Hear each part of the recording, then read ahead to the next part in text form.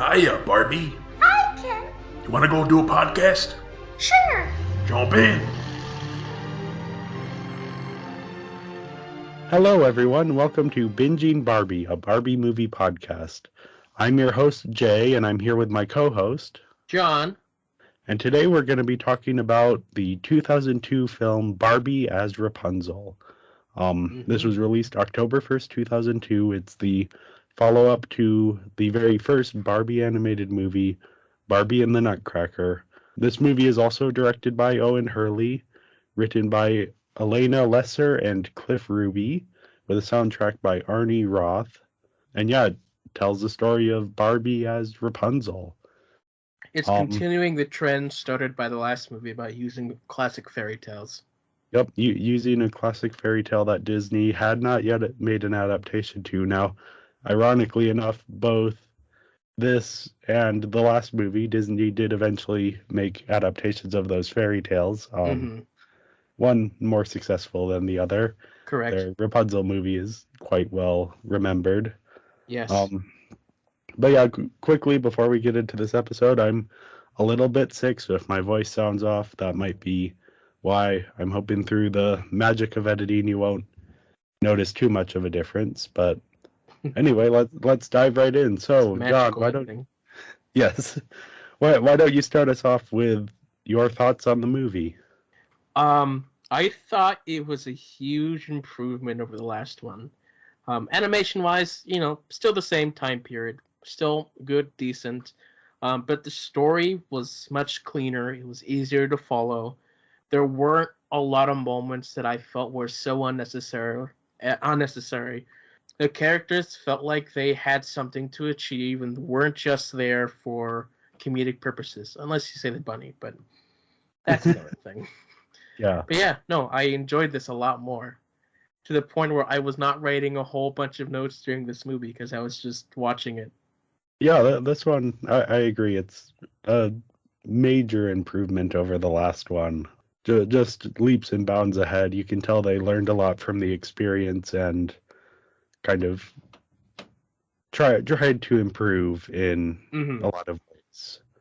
So yeah, with that said, the basic concept of this podcast is we're going to go through 5 main categories and kind of give our thoughts on each, and then at the end we'll give our overall thoughts and score of the movie.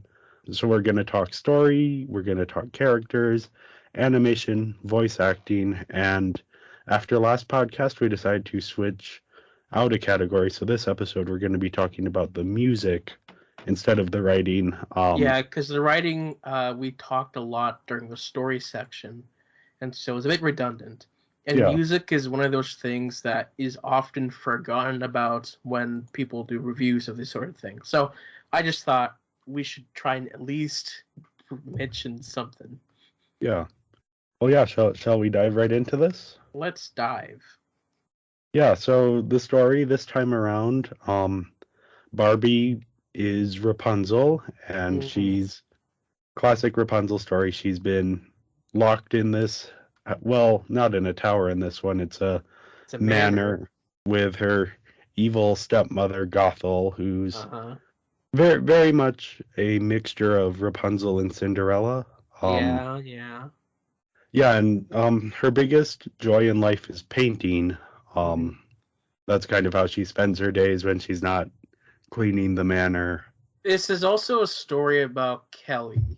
Well, again, all these movies seems to be about Barbie teaching Kelly something.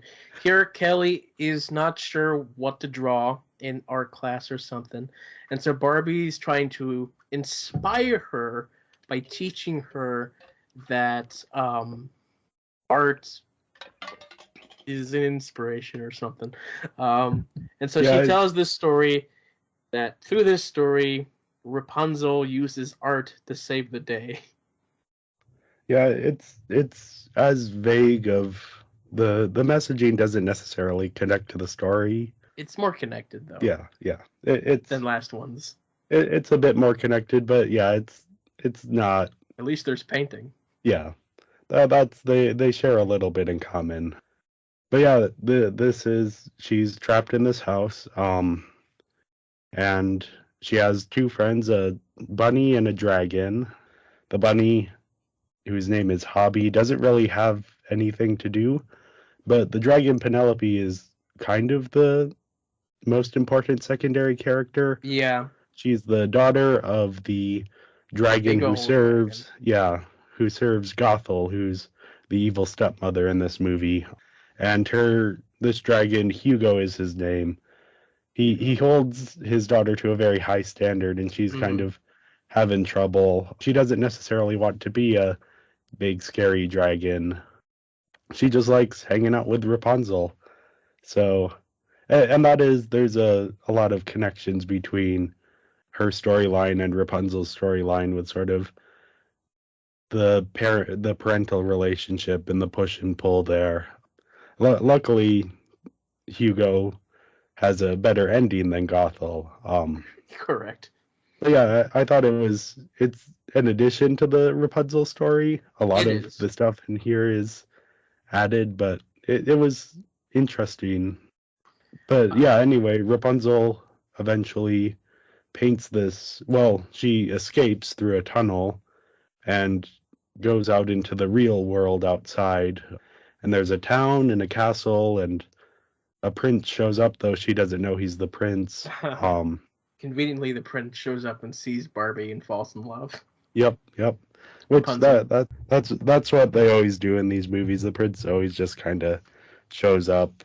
Then Rapunzel goes back home, and Gothel finds out about her journey and locks her in this tower, which she magically creates from one of the wings of the manor. It's a cool moment. And then I'm just now realizing, explaining this, there's a lot of stuff going on in this plot, because we haven't even talked about the magic hairbrush that becomes a paintbrush. Yeah, that weird Deus Ex Machina. Yeah, then she paints a painting that's actually a portal. My sister and I were joking, this is really Barbie in Super Mario 64, the video game where Mario jumps through paintings. Or what about that one Mickey Mouse video game for the Wii? Yeah, the Epic Mickey. Yeah, Epic Mickey. Yeah, it's a common conceited video games, actually, the jumping through a painting to get to another world. Yeah. I wonder if there must be some literature or folklore connection there. To painting? Well, to paintings being portals to other worlds. But yeah, so Barbie goes through this painting, or Rapunzel goes through this painting. Of course. And that kind of becomes, she goes back and forth a few times. Gothel finds out again, and Gothel concocts this evil plan to pose as Rapunzel during this royal ball and sort of throw the kingdom into chaos. And of course, chaos ensues, but then Barbie comes in and saves the day, and turns out she's the princess from the rival kingdom who was stolen as a baby by Gothel, because Gothel was mad that the king of that kingdom wasn't in love with her. Yeah, which means that Rapunzel is a Wilhelm. Yeah. I wonder, yeah. It's a lot of plot for a movie that, for a kid's movie. I think Nutcracker had very little plot going on. It was just, scenes of people crossing floating rocks. But it was also very weak plot. Yeah. Well, this one is pretty strong. Yeah, there's a lot going on here, and as much as I'm sort of sassing the complexity of it, I did enjoy it more than the Nutcracker quite a bit. Yeah. There's just a lot to like here. There's Gothel is a fun villain.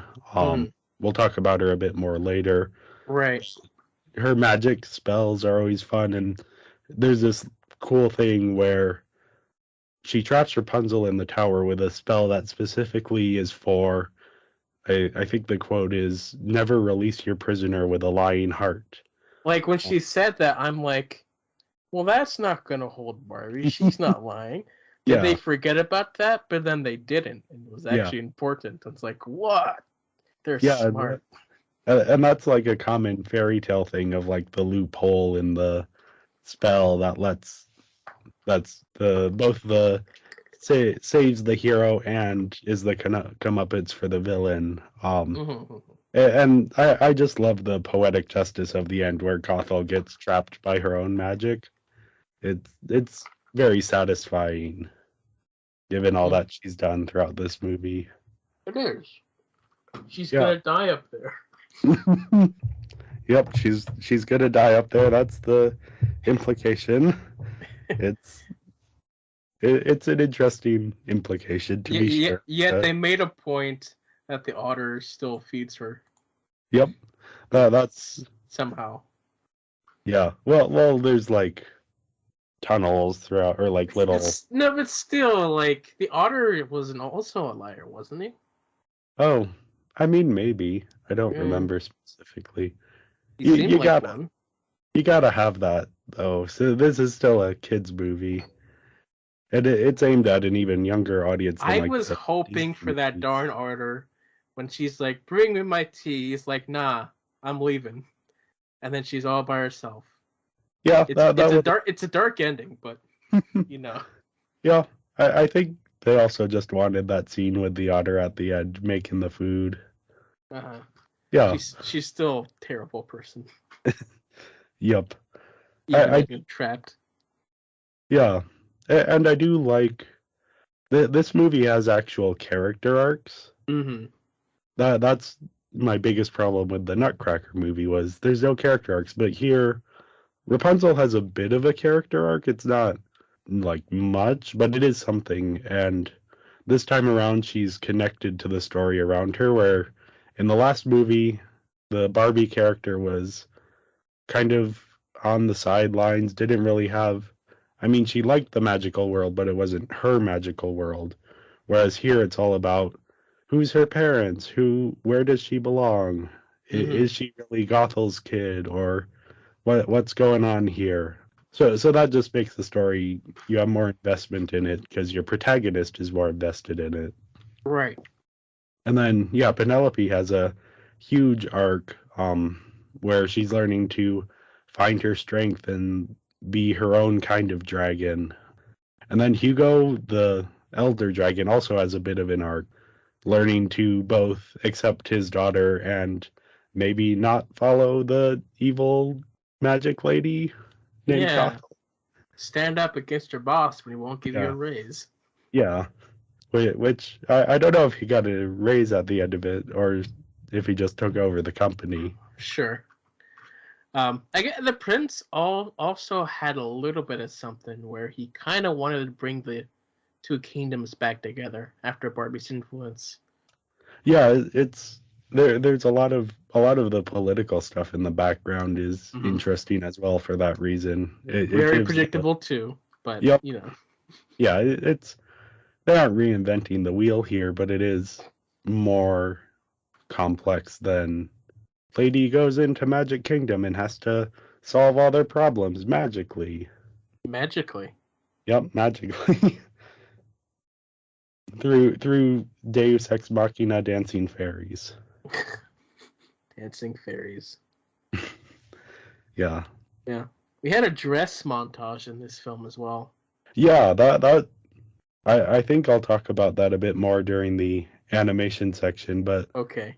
yeah, it was a fun little moment. And as far as I can tell, none of those dresses in the montage, except for maybe the first one, were actually ever intended. What? So, No. They have to be real dresses.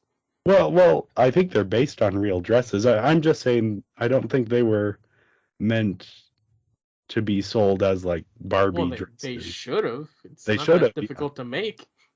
Yeah, especially the modern art dress. That was kind of crazy in a fun way. Mm-hmm. Yeah. They should make Okay. those dresses. Yeah. That's the point of these movies, aren't they? To sell toys and the dresses. So yeah, any other thoughts about the story before we move on?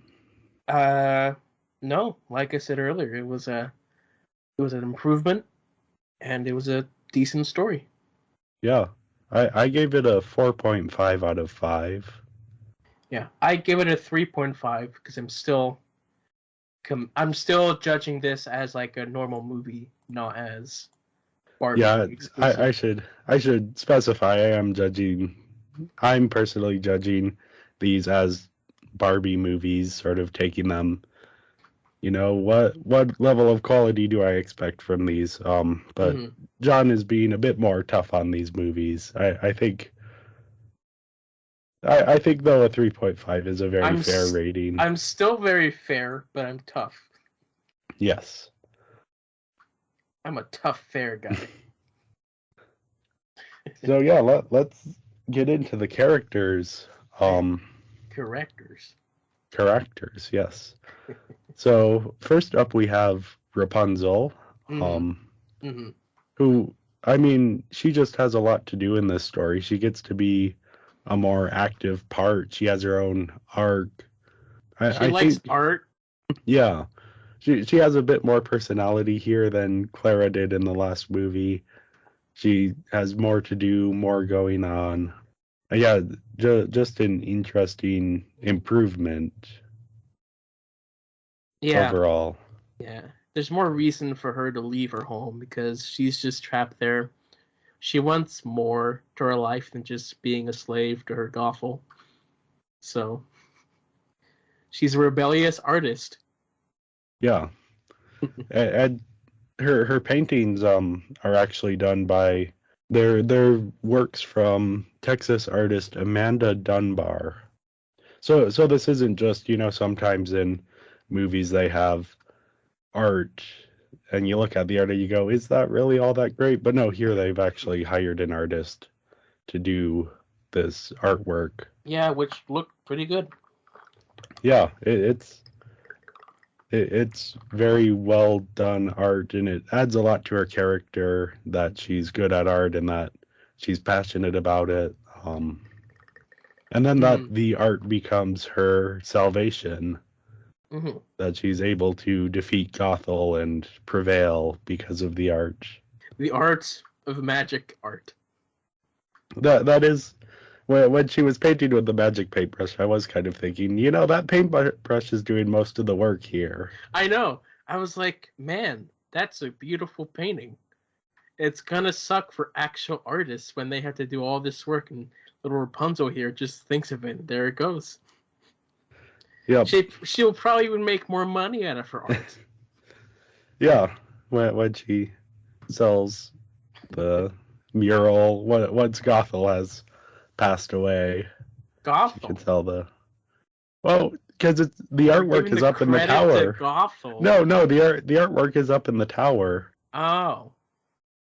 So I once mean Gothel has passed away, she could go back and. she can go back in anyway. Oh yeah, I guess because it is never release your prisoner with a lying Yeah. heart. Yeah, but she can also just bring in the Shiv. But that's a different story. Somehow I don't imagine Rapunzel and the magic shiv. I mean, Maybe the paintbrush looked mm, pretty sharp at the end. You could stab someone with that. you could. Yeah, I mean, it's a silver hairbrush as well. You could have Yeah. been very slappy.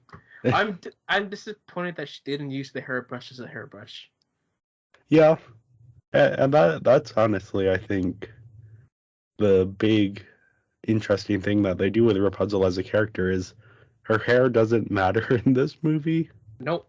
Like it's a bit at the end when Gothel cuts it off and uses Mm. it to pose as Rapunzel, but it's not. She isn't using it to bring people up into her Yeah, tower, like except for the dream sequence. when the princess was like falling into that random hole, and like she was like, I can't reach. I was fully expecting Rapunzel to throw down her hair as a rope, but they didn't do that. She just could suddenly reach again. Yeah, and that's I honestly think this has more in common with Cinderella than with Rapunzel. Yeah. Which is I don't mind. I think the story is interesting enough that it justifies that. Sure. Yeah. Like the differences aren't too drastic. Yeah. So yeah, Just stylistically. yeah. Next up, we have Penelope, who's the young dragon character. I have down here that she should have been more annoying, but Correct. she really isn't. I was thinking like, oh no, why do we have this random dragon here as a friend? But then like as soon as Papa Dragon came in, I'm like, what? This character has more relevance to the story. Neat. Then I was more invested in the character because of her shyness. Yeah, and she has the biggest arc in the movie. Mm-hmm. You really do feel for her, and I think a lot of that is the vocal performance, which we'll talk about further down. Yeah. But yeah, just a great character all around.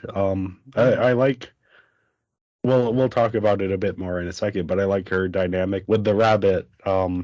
Even though the rabbit by himself isn't that interesting of a character, No, he's not. They have some good banter. Which the rabbit's just there to be the comedic annoying character. Yeah, who likes to eat.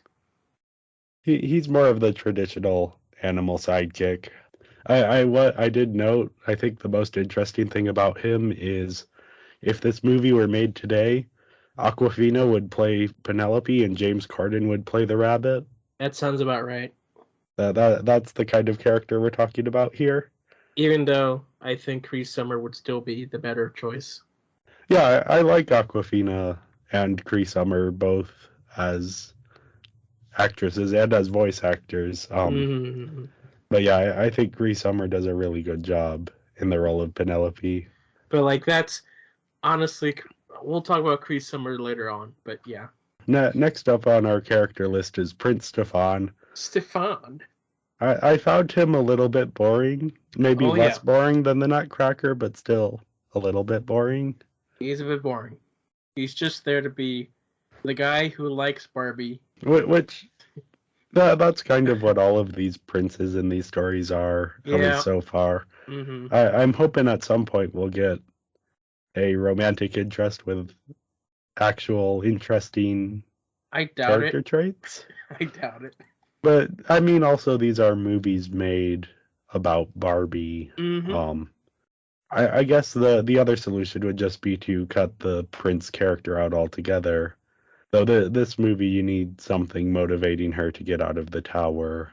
Yeah, because it can't just be to find her family. She has to hook up with the hunk of man.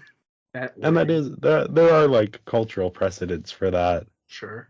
For a very long time, especially in sort of romantic leaning literature, if a woman ended up at the end of the story unmarried, it was seen as a sad ending.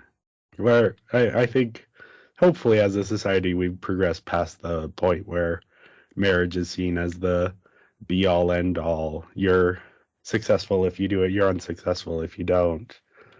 But sure. Apparently these Barbie movies haven't yet gotten to that point. But Barbie herself, I don't know if she's married. So next up on our character list, unless you have anything else to say about the riveting Prince Stefan. Nothing about the character, more about the animation. Okay. We have a much more riveting and exciting performance. We have Gothel. Well, once again, the villain is the best part of one of these Barbie movies. I think, luckily this time around, everything else is at a similar level. Gothel is just lots of fun. I like her backstory. I like that it's more complex than she was a mouse who decided to be evil. This time there's a little bit of story behind there. It's maybe a bit of a cliche story. What? She was a mouse? No, the Mouse King from last movie. Oh, okay. Didn't have much in terms of backstory. I was thinking, like, did I miss something? But yeah, I also think I just want to shout out the character design. Very angular, and yeah, she looks like an evil stepmother. I mean, I wasn't really in love with her design, but the design really, it does exactly what it's trying to do, make her look evil and stepmotherish, but it's also very cartoonish in a way that none of the other character designs matched. Okay, I enjoyed that it stood out a bit, but I could see where that would. Right. I mean, it's fine. It took me a little bit to get used to it. It's like, that's a weird design next to Barbie. Yeah, that's fair. Also, I should mention this is a movie that I've watched, just like The Nutcracker. I've watched it quite a bit Mm. as a kid, so a lot of the stuff, weird things going on, are just things that oh yeah, that's what's in this movie. I don't necessarily, I Right. can't necessarily look at it from a more detached perspective. But yeah, I think Sure. the fact that we don't have much to say about Gothel is a compliment to the whole movie. Mm. Because last episode we talked about the Mouse King quite a bit, and that was because he was the most interesting part of the movie. And it was Tim Curry. Well, we'll get to the voice actress for Gothel, but yeah, this movie is such an improvement over the last one that there isn't really a standout character quite to the same degree. But yeah, on that note, we can move on to Otto, the Gothel's Henchweasel I slash had otter. I had no idea what this creature was. I'm thinking, is this a weasel, ferret, otter? I don't know. His name's Otto, which makes me think of an otter, but he looks like a weasel. Yeah, vaguely rodent, Yeah. long rodent. Rodent scarf. Yeah. Yeah. Also vaguely Eastern European. Sure. Kind of maybe tipped over a bit into the offensive side. Yeah, sure. The accent work wasn't the greatest. No. A few words were overpronounced a little bit. That's just the Canadians Yeah, trying to it, sound that way. it's a wacky accent, but I do think the character is a lot of fun. He I had a still don't really few care good about this moments. character. I thought he had a few good moments. I was definitely rooting for him to eat the rabbit. Sure you were. I mean, the rabbit wasn't that interesting of a character. No, but like half of Otto's jokes were, "Can I eat the rabbit?" I mean, yeah, that's fair. I was still rooting for him to take a nice big bite of hobby, Oh, I'm sure you were. eat some hoppy pie. Gross. The last major character we really have to talk about is Hugo, the elder dragon. Very Shrek-like design. Mm. I've only seen bits and pieces of Shrek, but the dragon design reminded me a bit of that dragon. Hugo's a strange name for a dragon. Definitely, Hugo is a very strange name for a dragon or a doctor. That would, yes, he would be a weird dragon with the glasses and the mustacheless beard, Yeah, yeah, trying to find out Batman's secret identity, all that stuff. yeah. Maybe that's Hugo's real motivation throughout this movie. Totally is. Never seen Batman and Barbie in the same room. We can. Uh, It's got to be a crossover one day. Call Matt Reeves up. Tell him we have a Batman sequel idea. An animated movie. We can do it. Yeah, get Robert Why Pattinson. not? If the Ninja Turtles can cross over, so can Barbie. I do think there is actually a Barbie superhero movie. I'm sure there is. Well, we'll get around to that eventually. Everyone's have a superhero movie at some point. But yeah, Hugo is an interesting character. He has an arc in this movie. Mm-hmm. Doesn't have too much to do, but I do like that he learns to see things from Penelope's perspective. I always think that's a good thing in these kids' movies, to have the adults realize when they're wrong. Sure. Yeah. So yeah, overall, I gave the characters a 4.5 out of 5. I gave it a 4. Yeah, very similar scores there. Mm-hmm. Going back to Stefan.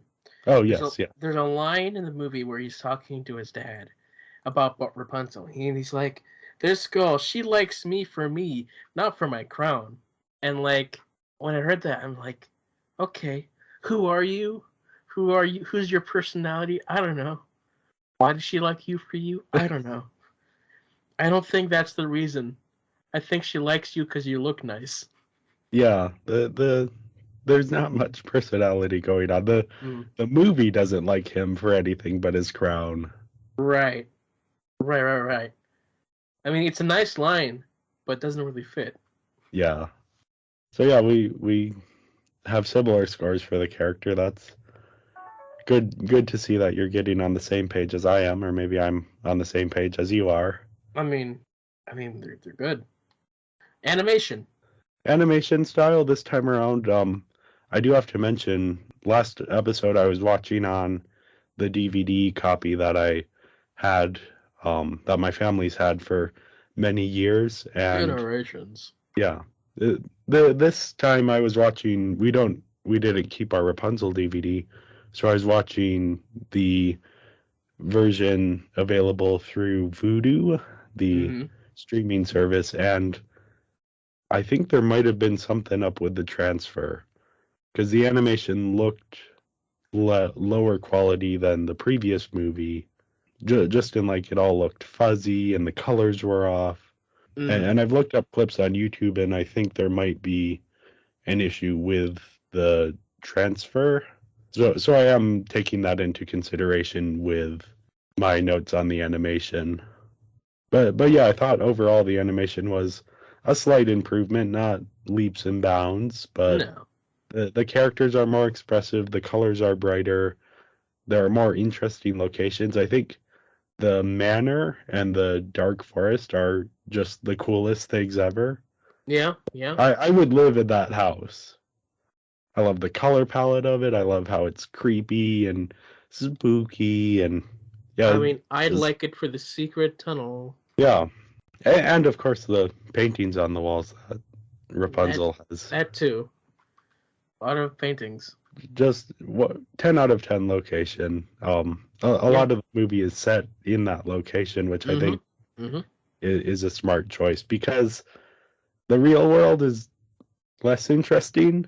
They've taken away the 2D backgrounds and replaced them with, you know, that Windows desktop of the hills with the sky. Yeah. Just like the most boring thing you could ever see. There's no features to it at all. It's just kind of there. Sure. It didn't impress me to the same degree as the castle or even the 2D backgrounds from the last movie. Yeah, I think the 2D backgrounds in this one fit the animation better, especially when they were mixing the map painting with the 3D models. They look better together. I'm hoping, obviously, as we go along, the animation will improve. But yeah, I'm hoping there's at some point the 2D or the 3D backgrounds look better than in this movie. Mm-hmm. I thought the magic though that Gothel uses, that was fun. It's sort of this green, smoky, swirly stuff. Right. I mean, yeah, very cool. Comes out of her fingers. Good It, lighting. Neat. yeah. The lighting in this I think was also pretty good across the Mm-hmm. board. Mm-hmm. Especially the manor's just like such a great location. Yeah. And I think you mentioned something about the motion capture and specifically the fight at the end of the movie. Yeah. When that fight started, I was looking at how in the last movie whenever the characters were sword fighting, the animation looked weird. It looked like they were still working out the motion capture or something. But here it looked clean, but the actual choreography looked really good as well. So I was wondering if they were capturing something. Yeah, and there was motion capture used for the animation here. I would guess that the fight scene is one of the things that was Mm-hmm. motion captured. Yeah, it looks definite improvement on the fighting from the last movie. A huge improvement for the fighting. It Yeah, looked really good.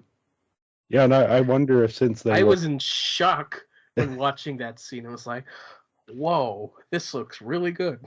yeah, I wonder if since they weren't rotoscoping ballet performances, if they had a bit more time They probably did. to put it to the fight scene. Yeah, you were talking about character design or something. Yeah, I like the character design. I think even Prince Stefan looks better in this than the human prince in the last movie looked. There's a bit more personality there. even though See, the writing isn't any more personality.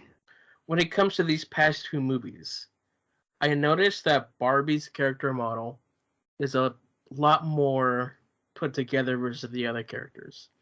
There's more detail and thought put into her, just not just like her design, but the way the models just move and work. Versus everyone who's not Barbie or Penelope, just they didn't look right. So Stefan, I thought he looked, ugh. All the other characters just looked bland. Like if they weren't the focus, which is Barbie, then they didn't have as much effort put into them. I mean, that's fair. I think especially the like background characters don't register at all. I think the character design for Hobby is incredibly disturbing. Like Yeah. he looks like an old man rabbit, which makes it very weird that he's hanging out with Barbie and Barbie's Yeah. young dragon friend. Like I think he's like a chubby old man in a bunny suit, but Yeah. he's tiny. Yeah, like we said, James Corden would play this role if they remade this movie. Yeah. Yeah, I would agree that a lot of I just really like the dragon designs here, and also I think Gothel and Barbie both have interesting designs. So yeah, overall, I would give the animation a 4 out of 5. I believe that's similar to what I gave the animation for the last movie. It again, even for 2002, it isn't stellar animation, but you know, these are direct to DVD Barbie movies. I believe they had 9 months to work on this one. And you can tell that there are some production constraints and that things could maybe be a bit more polished, but there are some really good scenes in this and designs, and like you said, that fight choreography is really great. Yeah. The fight choreography alone brought this up to like 3.5 for me. Next up, we have the voice acting. Last episode, we went through most of the voice actors. I think this episode, we're just going to kind of highlight a few of our favorites. Sure. We do have a few returning cast members. Kelly Sheridan is obviously the big name here. The voice of Barbie, of course. Yeah. Again, she's giving a really great Barbie performance. She's exactly the kind of voice you want for this. Yeah. I don't know if I have any major notes on her performance. Yeah, no. Just the same as before. She does a good job at making Barbie likable to everyone. The other performances I want to spotlight, first up, Angelica Houston as Gothel, which great casting. First off, if you're looking for the female equivalent to Tim Curry, Angelica Houston is a great choice. Very similar careers, somewhat. She's also well known for playing villains, but also has probably most well known for playing Morticia Addams in the 90s Addams Family movies. She's done a lot of work with Wes Anderson. I think her favorite role, and I don't know if it's still credited as this, but in Isle of Dogs, she played, and this is the exact role she played, mute poodle, and in parentheses, voice. That's my favorite credit ever. Great little best one. Yes. But yeah, she's giving this. She's hamming it up. She's having a great time. She delivers these spells with the right sort of gusto. Her never release a prisoner with a lying heart. It gets repeated multiple times, so she makes it compelling. And great evil laugh as well. She really sells the gravitas of this character. Yeah, no, I didn't really think much about her performance because she just fit the role of a evil godmother. I didn't really think about who was voicing her. Yeah, I think Angelica Houston has a less distinct voice than Tim Curry. Of course. So I think that is part of why she didn't maybe stand out as much as Tim Curry did. But I think she's doing a great job bringing this villain to life. Right. And talking about characters with distinct voices, we have Cree Summers. Yes, as Penelope, she's the reason that Penelope as a character works. She has such a voice that really adds this layer to the character. Only other vocal performance I can think that reminds me, well, maybe some of Aquafina's work, because Aquafina has a similar voice, and also a bit of Anton Yelchin in From Up on Poppy Hill. All these sort of I don't know how to describe their vocal quality. I know there Yeah. is a word for what I'm looking for, but There's like a scratchy peakiness to their yeah, voice. probably a bit like what my voice sounds right now since I'm sick. Something like that. Yeah. Yeah. Cree Summers has worked on a lot of things. For me, she's one of the most distinct voices to ever pick out. Like, you can instantly tell it's her just based on her performance, because her voice is just very unique compared Yeah, to other people. So and she's doing great work here. she's just really fun to Yeah, listen to as well. yeah, and she makes you feel for Penelope. She sells the emotional moments, and Mhm. she takes this character who could have very easily been the most annoying character in the movie and turns this into a full character who you understand her arc, you understand what's going on, you understand her struggles. And yeah, that's all. I think a lot of that, or perhaps all of that credit goes to Cree Summer for her incredible performance here. Were there any other vocal performances that stood out to you that you wanted to talk about? There's none that stood out to me.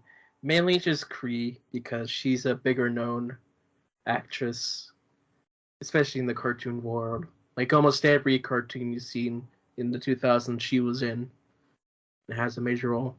I don't know if you've seen Clifford. She was Chloe Poodle in that show. That's what I Okay. remember her the most. Otherwise, she's also known as mainly known for Number Five and other characters but whatnot. But yeah, no, she's done a lot of work. Yeah, I did want to briefly mention Peter Clemaeus as Otto, who we already kind of talked about, where he's the voice feels like it should be offensive, and it probably is. Hmm? But also he's doing some Oh, Otto. he's doing some very weird things with his voice, and it makes the jokes that he has land. I have no idea where her accent is. Yeah, I put down vaguely Eastern European. I don't know. It seemed kind of like it could be any accent. It could be. Like you could tell me it was supposed to be a Mexican accent, and I would go, that probably makes as much sense as Eastern European. Yeah, I was thinking that or Spanish. Yeah, just kind of a vaguely non-Anglosphere accent. Overall, I gave the voice acting a 4.5 out of 5, but actually I'm gonna raise that up. I did give the voice acting last time a 5 out of 5 Hmm. just for Tim Curry, and I think this time for Cree Summer and Angelica Houston I have to raise it up a point. Okay. I gave it a 4 out of 5 because it was great, especially with Cree Summers. Very good all around work with the voice acting. Now on to the music. I don't have too much to say about the music. I did like this time around that they have more of an original soundtrack. The music that plays whenever Barbie's doing or Rapunzel's doing her magic was nice. Mm. I don't think I would listen to it on its own, but it Yeah, no. suits well. You have sort of these pastoral, beautiful. There's a little choir singing in the background. There's also some strategic use of classical music, most memorably in the fight scene that we were discussing before. And then this is actually the first Barbie movie to have its own original songs. One is Constant as the Stars Above, which is sung by Jessica Brown, and that plays in the actual movie, a short segment from it. And when her brush turns into a thing. yeah, Her hairbrush turns her to a paintbrush. yeah. And it's a nice little lullaby. Again, it works really well in the scene, Mm-hmm. but I don't imagine I'm ever going to listen to it on its own. No. Yeah. And then the other original song is Samantha Mumba's When You Wish Upon a Star, or not, sorry, Wish Upon a Star, which to me, I don't dislike the song. It felt a little bit out of place When did as this the play? credits song. This is right as at the end credits. Oh, I didn't really listen to that. Yeah, it's a little more modern than anything else in the movie, but it wasn't a bad song or anything. Again, not something I would listen to on its own, but that's more just because it isn't my style. It's not the quality of the song. Mm-hmm.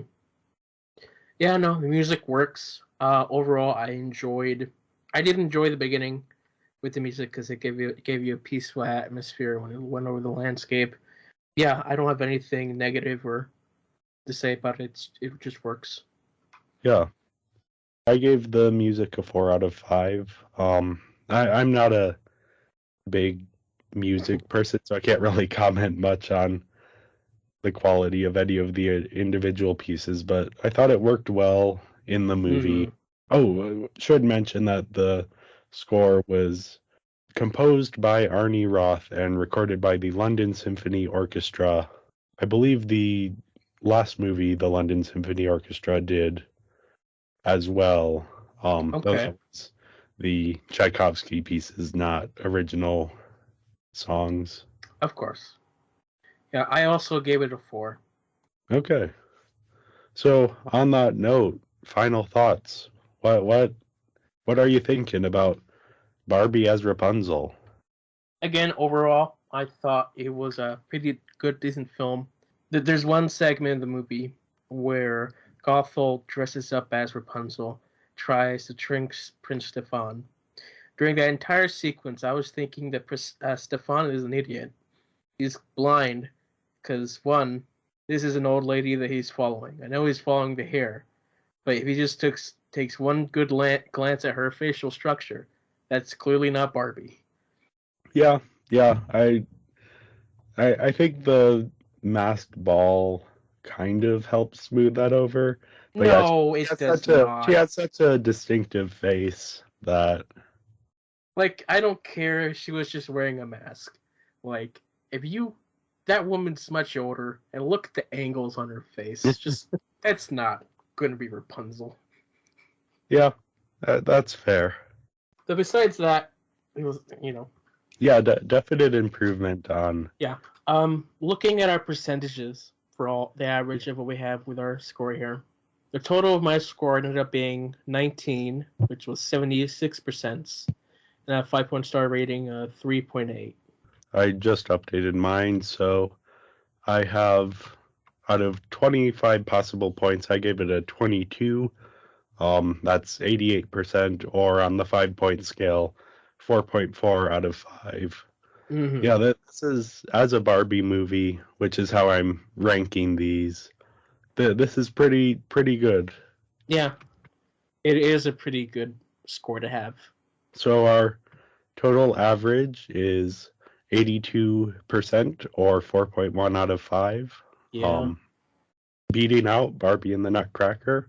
of We'll have to course. see where it ends up in the rankings. I suspect this is going to be one of the higher up in average point scores, but we'll see. We'll see. We could be surprised by whatever other thing they're doing. I don't know. Yeah, you never know. These Barbie movies can surprise you. I find out what I'm watching the week of. So, Well, yeah. Any final thoughts before we close out? no, I think that again, this is a big improvement of the film. It has an easy to follow story with characters that make sense and have their arcs. So it's a good job for a second film. I would agree with that. I think they've obviously learned a lot of lessons from the previous movie and really done a lot of work to apply them. on that note, thanks for listening, and you can find us we're on a bunch of social media platforms. Twitter is at Binging Barbie. You can go to our link tree where we have links to our Letterboxd and Instagram accounts. Go follow us there. Send us a comment or something. We love hearing back. And Yeah. join us next week when we figure out what is up with Barbie in Swan Lake. What is up with that? Is it good? Is it an improvement? Why is there a swan full of lakes? Guess we'll have to see. See ya next time. Bye.